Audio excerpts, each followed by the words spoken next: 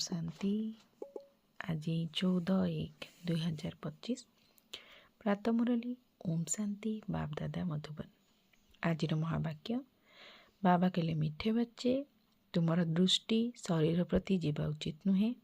निजको आत्मा मन कर, शरीर को देख नहीं। प्रश्न, प्रत्येक ब्राह्मण संतान मानंकु विशेष केउ दुईटी कथा उपरे ध्यान देबाकु हेबो? उत्तर, पाठपढ़ा उपरे, दैवी गुण उपरे। केतेक पिलांक भितरे क्रोधर अंश मध्य नाही, आउ केही तो क्रोधर बसीभूत होई बहुत लड़ाई झगड़ा करुछंती। पिला माने भाबिबा उचित जे आमको दैवी गुण धारण करी देवता हेबाकु पड़िबो। केबे भी क्रोधित होई कथावार्ता करिबा उचित नुहे। बाबा कहउचंती दि कोनसी संतान भितरे क्रोध अछि तेबे ताकू भूतनाथ भूतनाथिनी कुहाजिबो।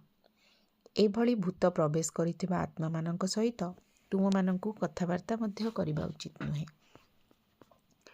धारणा पाई मुख्य सार, ज्ञान को स्मरण करी अतीन्द्रिय सुखरे रहिबाकु हेबो। काहा सहित भी असंजत कथावार्ता करिबा अनुचित। केही जदि क्रोधित होई कथावार्ता करुछि तेबे तांको ठारू दूरी जिबा उचित। भगवानकर उत्तराधिकारी हेबा पाई प्रथमे तांको निजर उत्तराधिकारी करिबाकु हेबो। बुद्धिमान होई निजर सबु किछि बाबा को अर्पण करी सेथिरु निजर ममत्व तुटाई देबाकु हेबो। निज उपरे निजे ही दया करिबाकु हेबो।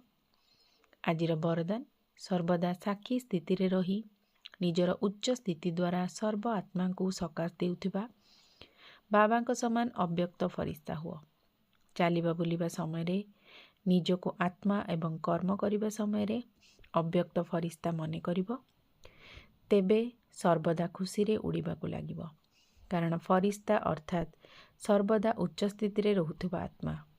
एही देहर दुनिया रे जहा भी हेई थाउ, किंतु तुमे साक्षी स्थिति रे रही समस्तंकर पाठ को देखु थाओ एवं सकाश देउ थाओ, किंतु केबे भी निजर उच्च स्थितिर आसनरु तळकु आसी काहाकू सकाश देई पारिबो नाही।